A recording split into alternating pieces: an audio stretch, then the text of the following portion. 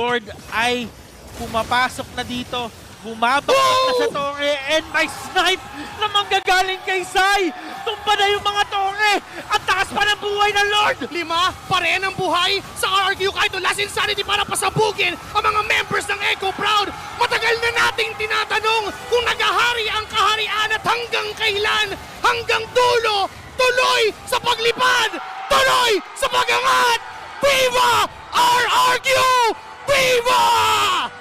Change the history. We have ourselves new champions para sa MDL Philippines.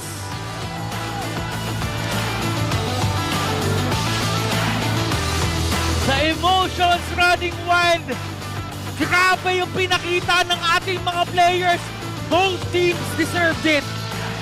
Joshi